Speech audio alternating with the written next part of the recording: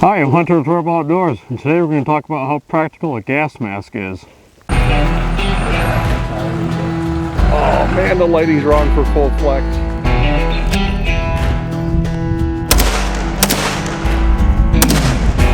So, when you have a truck like the Moose, sometimes you got to clear some trails. So this little Milwaukee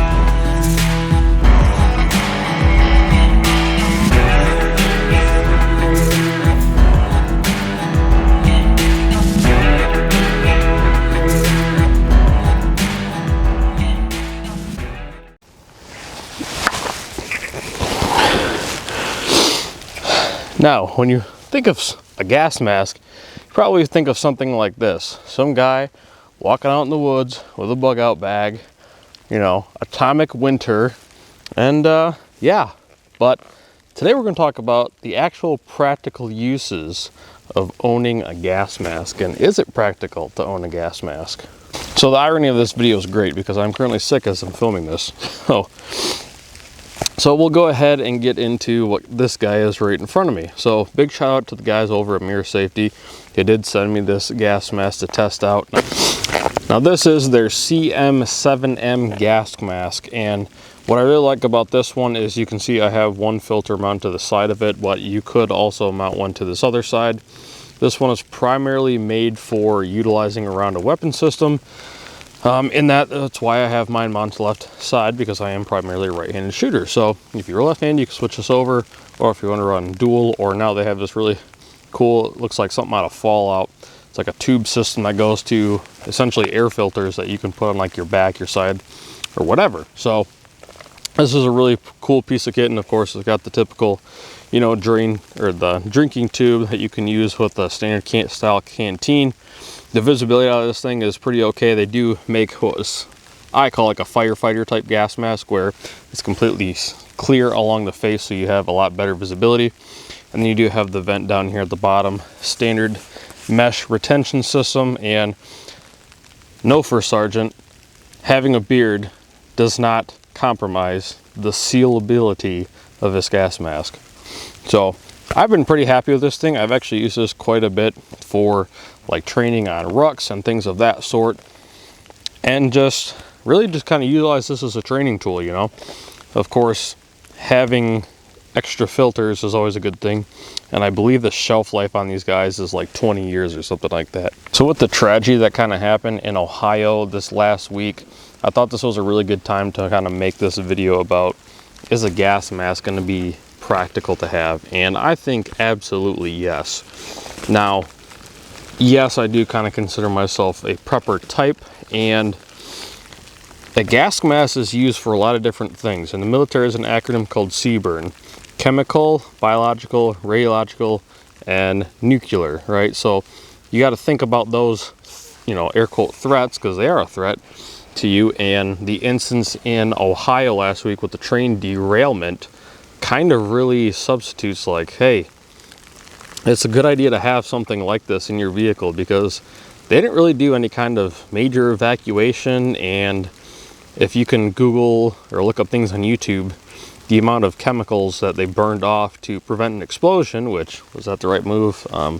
Yeah, maybe, I don't know, I'm not a chemist, but you know, you're still releasing all that toxic stuff into the air. They had animals dying, fish dying, pets dying, people, you know, it's not a good tragedy to happen. And of course, these can also come in handy in instances like out west, where we've had this tons of wildfires, right?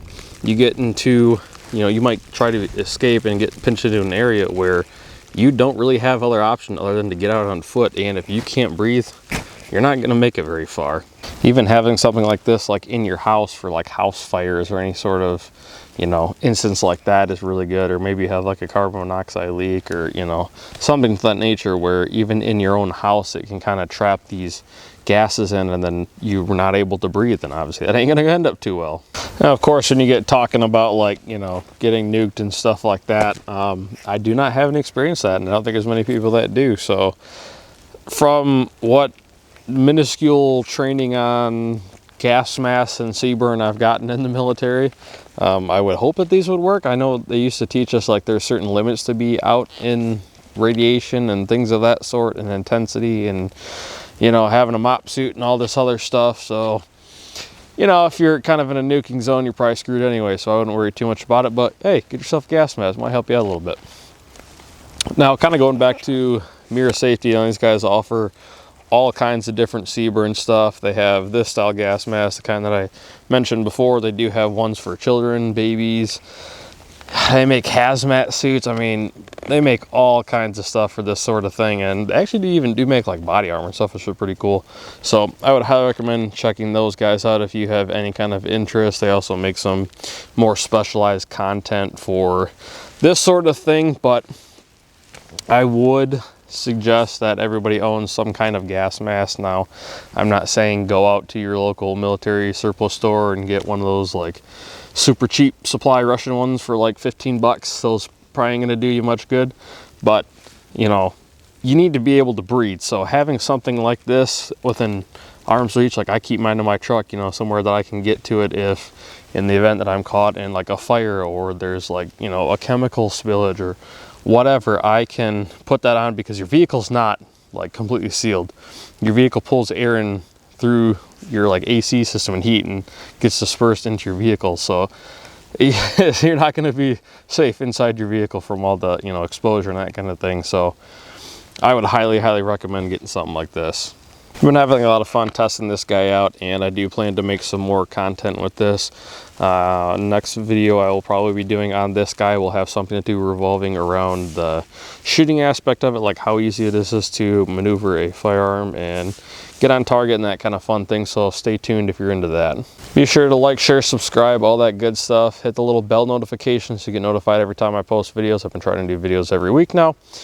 And as always, we'll catch you guys in the next one. And if you don't mind, I'm gonna go run away from these ghouls.